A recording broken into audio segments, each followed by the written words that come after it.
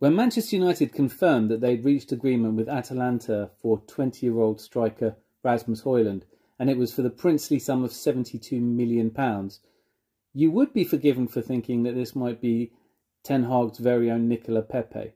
After all, he scored only 9 goals in 30 appearances in Serie A. It's hardly setting the world on fire. And if he's worth 72 million, then surely Arsenal's follower in Balogun, who scored 21 goals in Legue, surely he must be worth that as well. Now, Ten Hag is starting to put together the team he really wants. He obviously really rates Rasmus Hojland. Is Rasmus Hojland, in fact, the missing piece to the jigsaw puzzle, which, now that they have it, could show the whole picture of what Ten Hag is looking to do, and a title challenge could follow?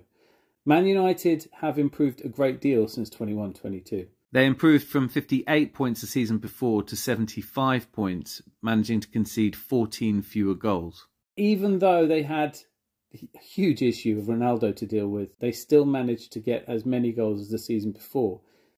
Is this the season we actually start to see Ten Hag's plan take shape? First of all, what can you expect from Rasmus Hojland? Look, honestly, I don't think this is a sort of Erling Haaland situation. He's not coming in and scoring 20 goals, 30 goals.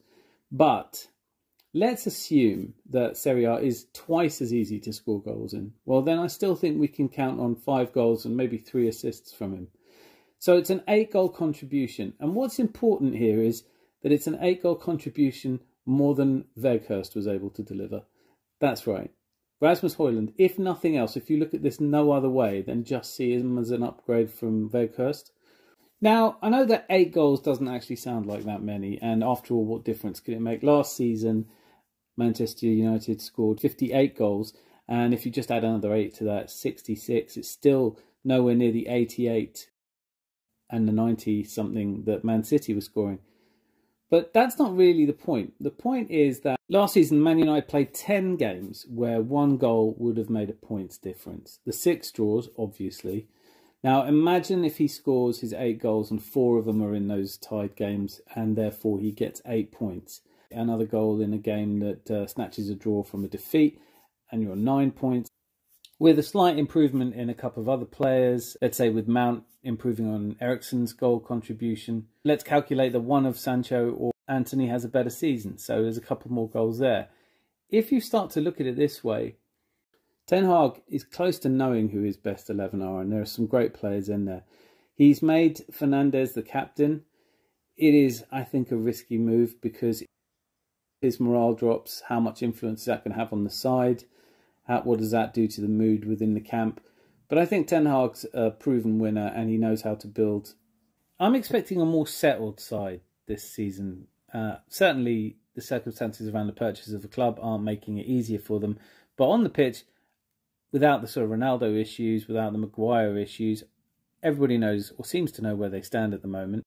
Onana is, I think, a very good choice of goalkeeper for them. Mason Mount, I think, is a great signing because Eriksen wasn't really working, because Fred, McTominay, none of these players have worked. The midfield needs a box-to-box player like Mason Mount. And Fernandes, well, look, as captain, it surprises me a little bit because he does seem petulant. He does seem like he sometimes throws his toys out the pram. I'm thinking of the game at Anfield where he seemed to be asking to come off the pitch. But I'm not in that squad, and Ten Hag is a proven winner who knows what it takes to build great teams. I'm sure he wouldn't be thinking of a captain that he didn't really believe in. I think Rasmus Hojland fits the Man United system as well. He likes to roam. He likes to be wherever he doesn't touch the ball much, but he runs into space, he collects the ball, and he has a shot. And he has that goal scorer's confidence that if he doesn't score, he'll go again. Broadly speaking, there are 6 reasons why a transfer doesn't work out.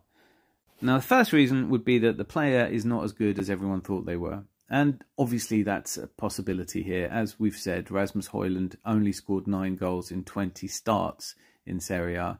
It's a possibility, you can't rule it out.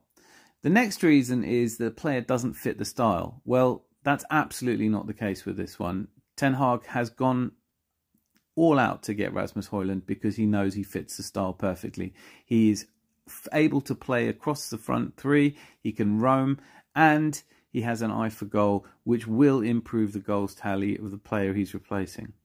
The third reason is that the player that comes in is played out of position. Really can't happen with Rasmus Hojland because he plays in the only position that they desperately feel short in. Yes, Rashford can play up there, but it seems that he prefers to play from the left. And Martial is not the answer. I think we can all start to agree on that. Next reason could be because a manager doesn't like the signing.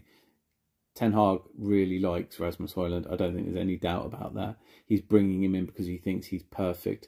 I think also from a character point of view, which is really important. The next reason is fitness and personal issues. You can't legislate for that. I don't know too much about Rasmus Hojland. He seemed like a driven, career-minded young man, but it's a variable that there's very little control over. And the final condition that usually makes a transfer not work is because a player that's in the squad already is a better player. Now, yeah, quite arguably Rashford's a better player in that position even than Hojlund.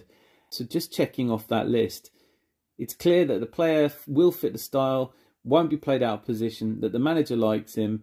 There are no current players who are better.